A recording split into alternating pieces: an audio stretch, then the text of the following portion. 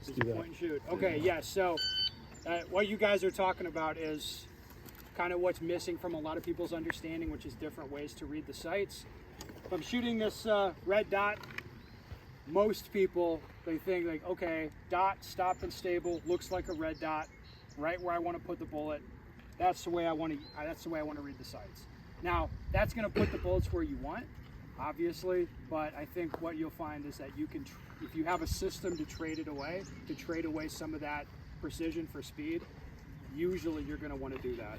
So to highlight that, we're going to use these two targets, one mid-range, one close range. I'm going to start with the gun down at a 45-degree angle. At the tone, the gun is going to come up to my vision. I'm not going to follow the red dot up. I'm just putting the gun down at 45 degrees to give it some movement. Then it's going to move up to where I'm looking. And then I'll just apply the sight picture I want. So when I see my red dot look like a red dot near that white on the back target, I'm going to go ahead and pull the trigger.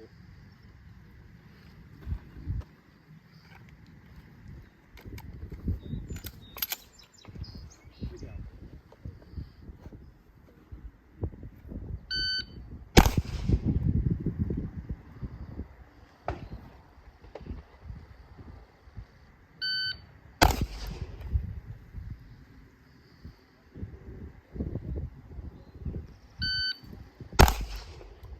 Okay. So I can easily see and assess where they're going. It was right edge, bottom edge, over the top of the white. I could see where each one of those is going. Now my timer says it took a second to break that shot, like the last one I did. Okay, that's fine. The time is what it is. What I'm going to do at the close target, I'm going to look at the small spot, and then I'm going to bring the gun up to my vision. Just when I see the flash of red anywhere near, I'm just going to react to the color and shoot.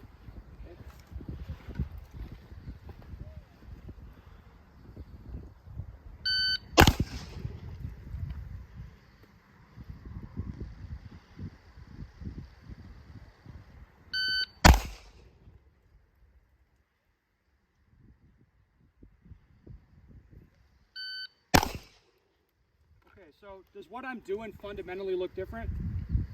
No, it's just the shot breaks way sooner. Is the shooting still accurate enough for what I'm trying to do? Looking at a small spot, but if I put him in the A zone, that's fine.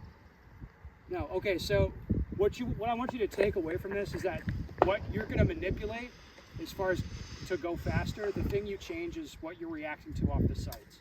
That's pretty much the only thing you change, right? So if you got a target at 50 yards, you're going to draw aggressively and get after it. If you got a target at 3 yards, you draw the same way. If you got a 20-yard movement, I'd expect to see you, finger off the trigger, running literally as hard as you can, right? The only thing that really changes your speed on a stage is this. Does that make sense to everybody? It's like people want to change everything except for this. Like, okay, the other thing I want to point out is people get it in their heads that they're going to shoot a certain concept like you were taught in academy, right? Clear front sight, rear, blur sight rear, okay, superimpose that where I want the bullets to go. Fine. But if you learn that process, you'll get accurate, sure, but then guys think they're going to keep repeating that and then get faster. Is that going to happen? No, it just ingrains that. The way that you get faster is by learning to aim the gun differently. Most commonly at a USPSA match, it's going to be this color confirmation style of shooting, where it's hard for people to wrap their head around it because I'm going to focus on a very small spot, but I react to something that's so gross, right? Like I just see red, boom, and send it, and I'll be looking at small spots on the targets. I'll see red slash here, here, here. It seems like it's everywhere but where I want it to be, but I'll just keep reacting to that, and then you look at the hits afterward, and they're stacked up right around where you're looking. Right? It's just hard for people to wrap their head around it because you're looking at something tiny but reacting to something extremely gross. So are you aware that the red's going into the A zone or just red on the target?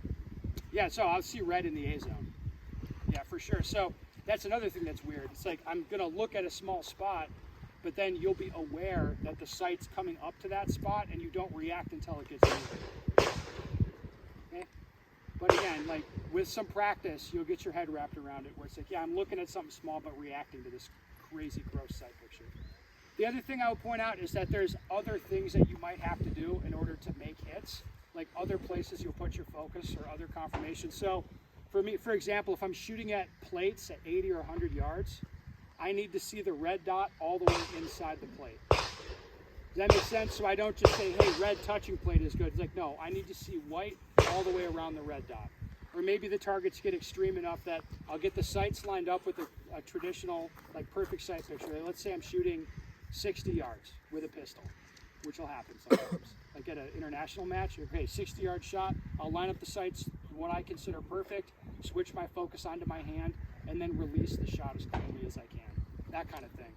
So like, that's what you're going to manipulate though, is you change what you're focusing on while you break shots. That's really the only thing that's going to change the speed. Otherwise, everything you do, like movement, gun handling, all that stuff should be full speed. That make sense? All right, let's give this a try.